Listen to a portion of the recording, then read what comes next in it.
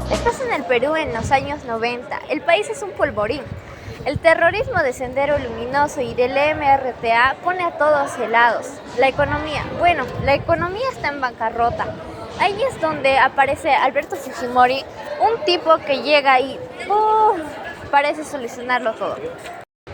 En 1992 caen los dos peces gordos, Abimael Guzmán y Víctor Polay Campos. El país respira, pero ¿fue esta la verdadera victoria? Este no es un tema aburrido de historia, es la crónica negra de cómo el poder se corrompe. Nos metemos de lleno a cuando Fujimori se quitó la máscara con el autogolpe de 1992 y cómo usó la excusa de salvar al país para adueñarse de absolutamente todo. Hablaremos del Fujishock, un hecho que nos dejó temblando. Detrás de toda esta historia hay un hombre, Vladimiro Montesinos. Él grababa absolutamente todo y creó una red de corrupción y manipulación mediática. Posterior a ello, sale a la luz los Vladivideos. Prepárense, que este es un reportaje viajando a Perú, donde la lucha se usó contra el terror, montando una nueva dictadura. ¿Qué es el autoritarismo? Y lo más importante para todos los jóvenes, ¿qué consecuencias del pasado ocasionó la democracia de hoy en día? La verdad suena muy escalofriante, más que la ficción, pero empecemos. Abimael Guzmán, también conocido como Presidente Gonzalo, era un ex profesor de filosofía que fundó el Partido Comunista Peruano, Sendero Luminoso. Desde Ayacucho dirigió una guerra interna contra el Estado. Su ideología se basaba en el maoísmo y su objetivo era destruir el sistema democrático para implantar una dictadura comunista. Uno de los atentados más recordados fue el 16 de julio de 1992 en la calle de Tarata de Miraflores. Hubo 20 muertos y decenas de heridos. El país no sabía qué hacer y las policías no daban respuesta, se quedaban en silencio trabajando, lo cual cambió la historia. El 12 de septiembre de 1992, tras meses de trabajo, los agentes entraron a la vivienda y capturaron al hombre más buscado del país, Abimael Guzmán Reynoso. La operación fue impecable, no hubo disparos ni heridos. En pocos minutos, el líder del terror fue arrestado junto a otros miembros de la cúpula senderista.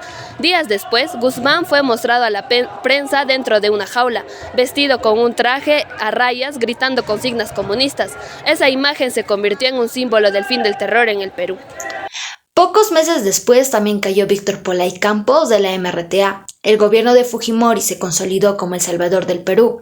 Sin embargo, algo curioso ocurrió después. La gente empezó a creer que el responsable directo de las capturas había sido el propio presidente Fujimori. Como lo dijo bien el señor fiscal, en el año 90, casi en colapso, agobiado por la hiperinflación, el aislamiento financiero internacional y el terrorismo generalizado. Pero la verdad es que fueron las fuerzas policiales las que realizaron la operación sin apoyo del gobierno. Aún así, Fujimori usó el éxito como propaganda política, presentándose como el gran salvador del Perú. Y así comenzó a construir su imagen de hombre fuerte, el que lo sabía todo. Una imagen que más tarde lo usaría para su propio conflicto de autogolpe y para el manejo del control.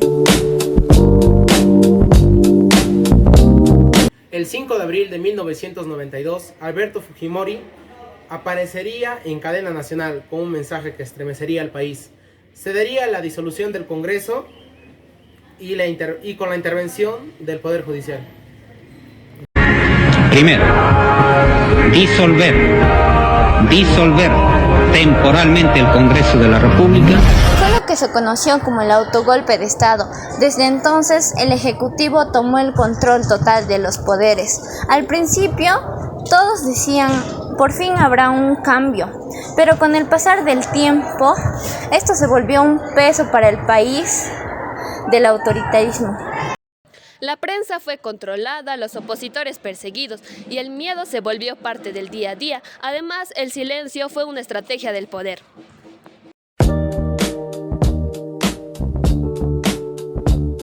Retrocedemos un poco antes del autogolpe. El país sufría una terrible inflación. Fujimori aplicó una drástica medida económica, el Fujishock. El 8 de agosto de 1990, el ministro de Economía, Juan Carlos Hurtado Miller, anunció las medidas en cadena nacional. Esa noche pronunció una frase que el Perú nunca olvidaría. El kilo de azúcar blanca, que solo se conseguía a 150.000 intis, costará a partir de mañana 300.000 intis. El pan francés, que esta tarde costaba 9.000 intis, costará a partir de mañana 25.000 intis. Que Dios nos ayude. Millones de familias pobres fueron las más afectadas. La pobreza incrementó, pero el gobierno lo utilizó de excusa para decir que era necesario para estabilizar la economía. A pesar del sufrimiento inicial, el Fujishok logró detener la hiperinflación en pocos meses. La economía comenzó a estabilizarse y el Perú volvió a tener ese crédito internacional. Sin embargo, este cambio se logró gracias a costa de que se hizo un sacrificio social. El Perú empezó a cambiar, pero a un gran costo social. Mientras algunos aplaudían la recuperación, otros apenas sobrevivían. Entre 1996 y 2000, miles de mujeres, más que nada las campesinas e indígenas, fueron víctimas de esterilizaciones forzadas. Les decían que era planificación familiar, pero en realidad las operaban sin su consentimiento. Muchas quedaron con graves secuelas físicas y emocionales. Hasta el día de hoy, cientos siguen buscando justicia.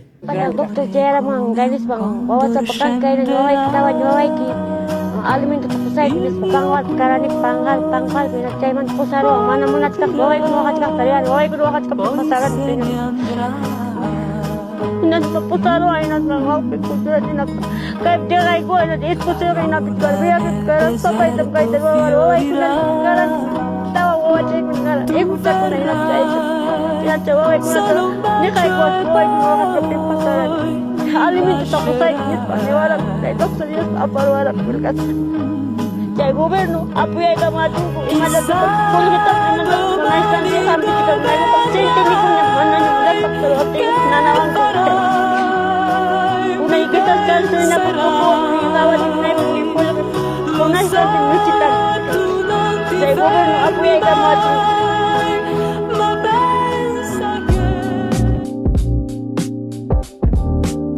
Y mientras tanto, otro poder crecía entre las sombras. El asesor presidencial Vladimiro Montesinos controlaba jueces, fiscales, medios de comunicación y congresistas. Todo esto con el dinero del Estado.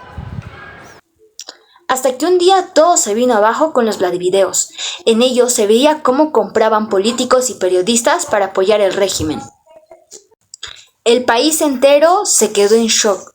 Fujimori intentó huir y renunció desde Japón por fax.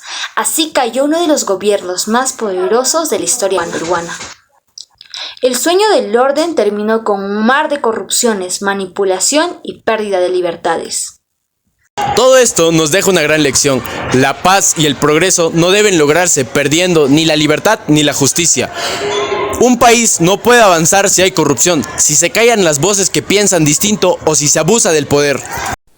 Hoy, como jóvenes, debemos recordar esa historia, no repetirla. Debemos entender que la democracia no solo es votar, sino también participar, informarnos y exigir un presidente que actúe con honestidad, porque cuando el pueblo se queda callado, el poder se aprovecha.